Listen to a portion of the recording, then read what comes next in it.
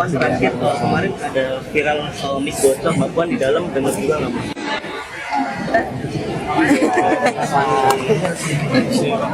Kita kan sebenarnya kan itu candaan ringan internal. Saya ya nggak ada niat sama sekali sindir menyindir. Saya pikir juga nggak ada yang merasa disindir begitu. Sampai nggak bisa komen aku. Ini yang dibilang bahwasannya apa yang kelihatannya baik belum tentu baik, dan apa yang kelihatannya tidak baik juga belum tentu sama tidak baik.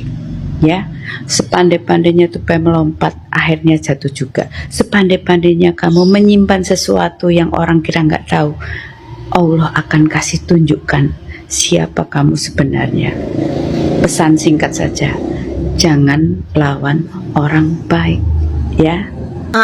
Kau bilang candaan internal kan? Nggak ada candaan lain. Kenapa harus bercanda? Sekarang ini nggak waktunya bercanda, tahu? Dolar semakin naik, rupiah semakin tertekan.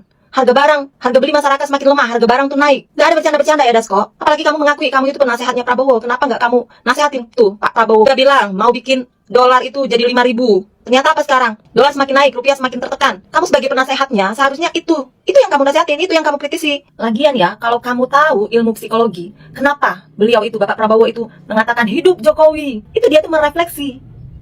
Kemarin pada saat Pak Jokowi memimpin, kenapa semua stabil?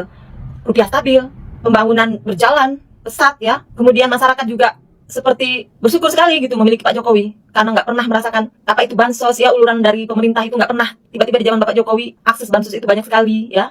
Kemudian birokrasi TNI Polri itu kayaknya bagus gitu ya. Memang ada sih oknum-oknum lah sebagian, tapi kan solusinya ada, terpecahkan. Semua kasus-kasus itu terang benderang terungkap gitu. Nah, jadi kan kamu Pak Prabowo itu tuh merefleksi dirinya gitu loh, hidup Jokowi. Itu maksudnya apa? Biar satu gedung itu menyadari, terbangkit gitu pemikirannya, terinspirasi gitu. Oh iya, dulu Pak Jokowi bagus ya, pemerintahan beliau itu damai, saling antara kabinet, MPR, DPR itu ya, walaupun ada gontok-gontokan itu kan, tapi tidak di permukaan gitu loh. Tapi di dalam bekerja mereka serius gitu, sehingga terciptalah keberhasilan di bidang-bidang, segala bidang lah. Nah, jadi dia itu sebenarnya mau merefleksi kalian-kalian yang ada di dalam gedung itu. Makanya dia berteriak hidup Jokowi. Kamu itu Dasko nggak ngerti, nggak paham di situ. Nah, jadi kamu itu sengaja apa gimana gitu loh? Kamu melarang beliau merefleksi orang-orang, merefleksi dirinya sendiri, sehingga dia itu bingung gitu, mau menjalankan tata kelola negara ini seperti apa ke depan. Timbullah sekarang program-program yang nyeleneh itu. Seharusnya kamu itu sebagai penasehat tuh kamu nasihatin, Pak, ini program ini tidak tepat sasaran, Pak, ini hanya membuang anggaran, ini celah korupsi, Pak, gitu loh. Seperti sekolah rakyat, sekolah yang bisa nginep itu. Sebenarnya kalau guru-gurunya direfleksi baik gitu ya, bagaimana cara mendidik murid-murid di sekolah, jangan terlalu banyak aturan, tapi dengan hati gitu ya. Terus orang tuanya juga yang di rumah-rumah anak-anak itu diberikanlah bantuan-bantuan yang tepat gitu. Misalnya kurang apa sebagai negara itu turun gitu. Itu sebenarnya nggak perlu anak kita diinepkan di sekolah rakyat itu. Anak kita bisa bagus gitu loh. Jadi nggak usah buang-buang anggaran melalui MBG juga tuh. Seharusnya lewat program stunting itu sudah bisa mengatasi masalah kekurangan gizi, masalah kekurangan uang, gizi buruk, kekurangan pangan. Itu sudah bisa sebenarnya. Kalau kalian itu sebagai dewan, apalagi kamu Dasko sebagai penasehat Bapak Prabowo, seharusnya kamu bisa ngasih masukan-masukan seperti itu. Jangan yang remeh-remeh temeh ini, yang kamu bahas, yang kamu angkat di dalam ruang yang mewah, yang besar, yang terhormat itu. Jangan yang remeh-temeh seperti itu yang kamu angkat, yang kamu senggol-senggol. Itu nggak berbobot itu sama sekali. Bukan mencerminkan seorang pejabat negarawan yang baik lah ya.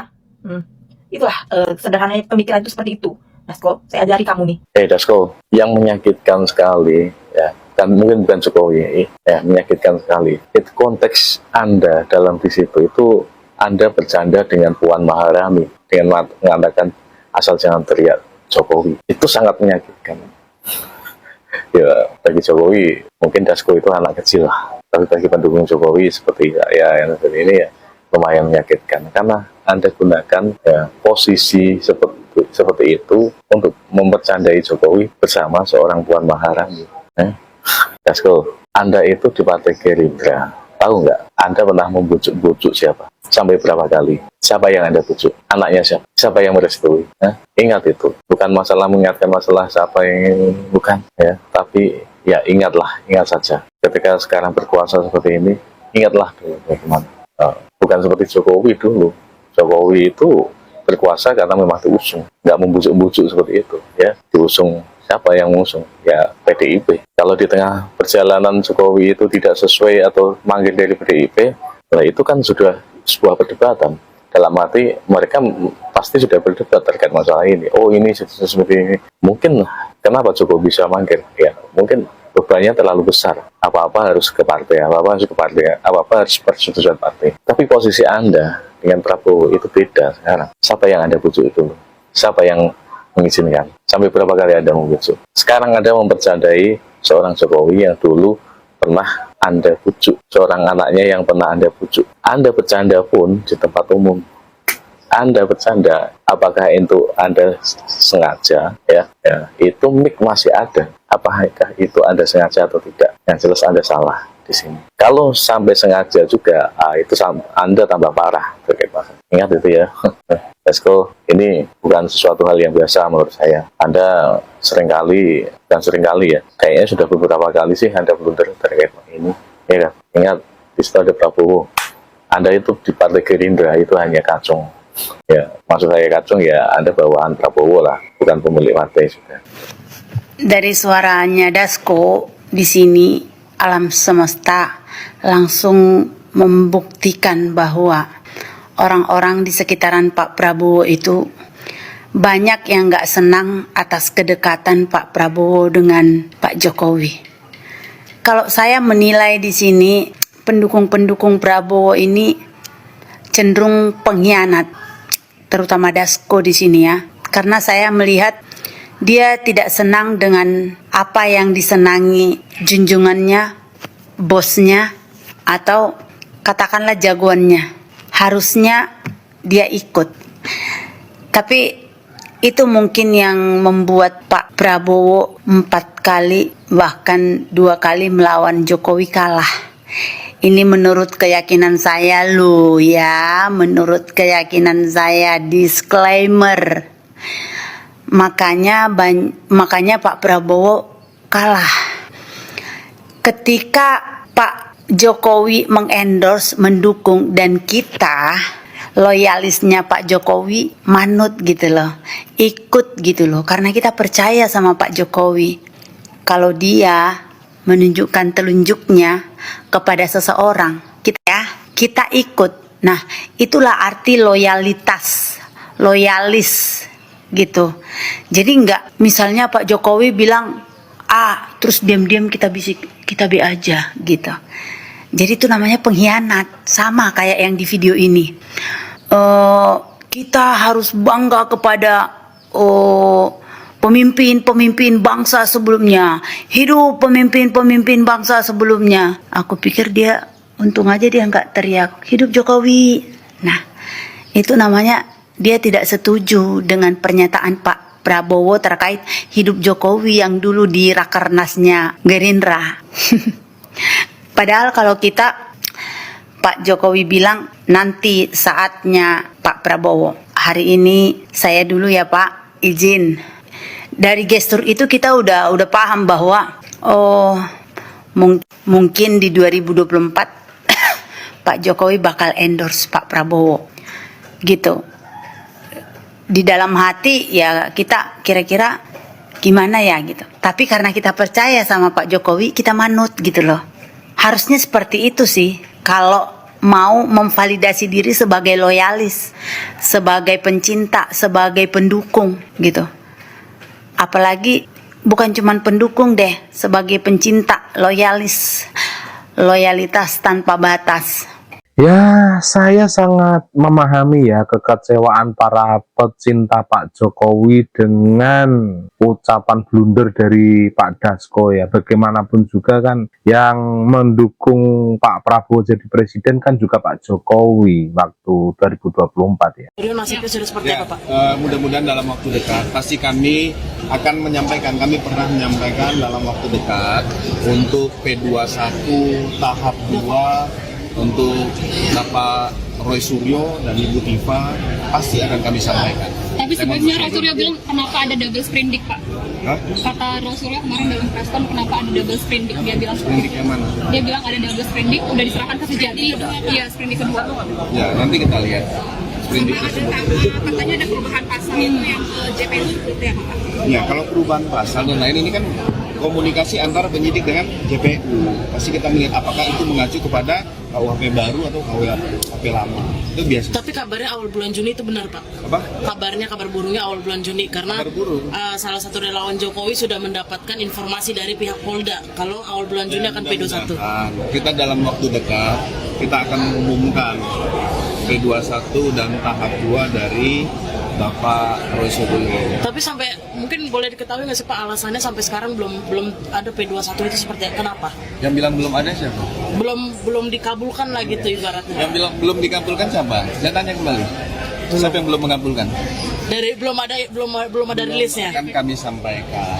Kita kan masih melihat bagaimana kegiatan pelayanan yang dilakukan oleh Polda Metro Jaya, kegiatan May Day, kegiatan kita Hari Kebangkitan Nasional. Nanti kita juga menghormati Idul Adha. Ada kegiatan-kegiatan yang harus kita prioritaskan di dalam melayani masyarakat. Terkejut sampai penyidik itu bekerja luar biasa. Iya. Nah ini juga yang perlu kita yang tidak terpikirkan oleh Pak Jokowi ditemukan juga. Betul, karena apa dia bilang termasuk resi pembayaran waktu saya mendaftar kuliah itu juga masih ada. Biasanya udah masih buang tersimpan gitu kan. gitu loh. Ya. Jadi waktu Pak Jokowi mau mendaftarkan itu pendaftarannya masih ada. Artinya apa yang memang sebetulnya juga tidak terpikirkan oleh Pak Jokowi ternyata itu sudah dikerjakan dengan begitu baik oleh penyidikan. Nah tentunya dalam kaitan ini yang kita sesalkan adalah orang-orang yang mau mengangkangin kasus ini, yang mau merusak tatanan hukum. Itu yang kita sesalkan, gitu kan?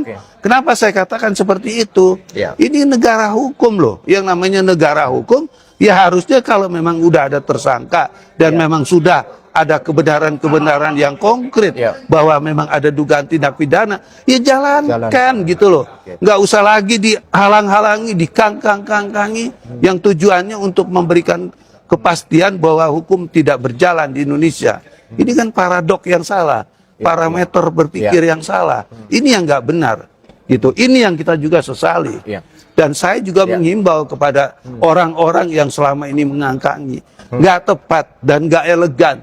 Karena nanti kalau ketahuan, kalau nanti ini menjadi wacana-wacana yang nggak sehat, ini tentunya juga akan merusak tatanan bagi orang-orang yang melakukan perbuatan-perbuatan itu.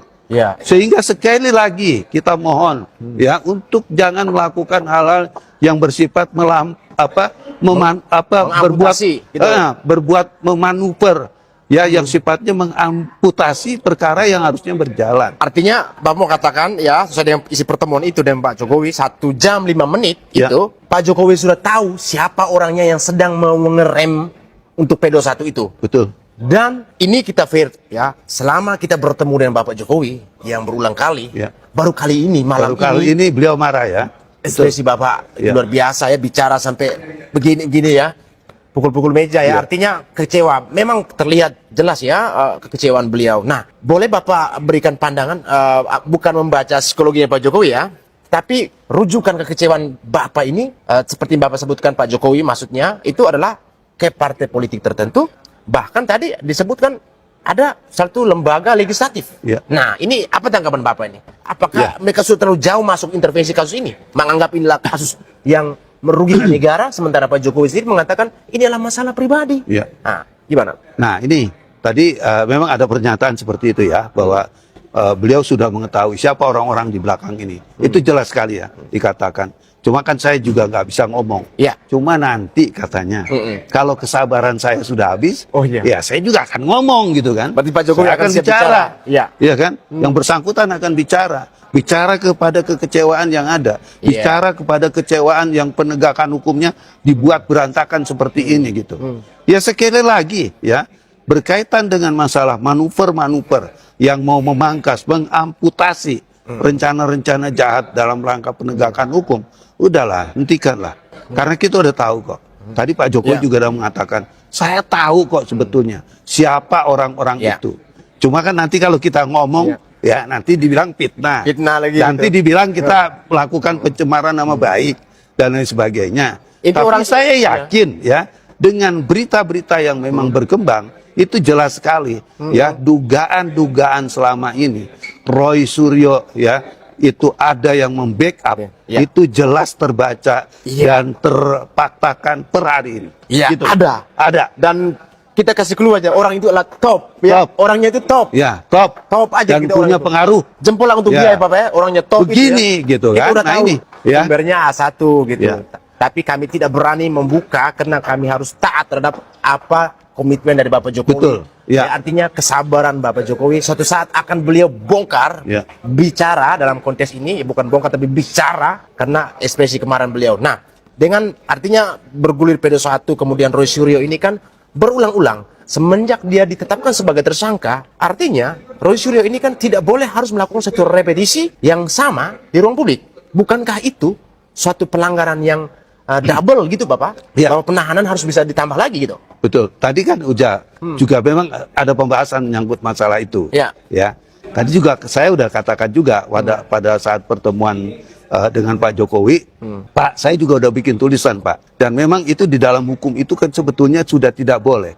Kalau orang sudah dinyatakan sebagai tersangka, itu dia nggak boleh lagi mengulangi perbuatan yang sama. Ya. Apa perbuatan samanya itu? Ya memframing ijazahnya Iya. Pak Jokowi, gitu kan? Nah, berkaitan dengan masalah itu, kalau memang ditemukan pelanggaran dan adanya pelanggaran, ya orang itu harus ditahan. Berarti orang ini nggak kooperatif, ya, karena syarat penahanan itu adalah orang-orang yang tidak kooperatif, orang-orang yang melanggar dari perbuatan yang memang udah dilakukan lagi di muka publik, gitu kan? Tapi kenapa ini didiamkan?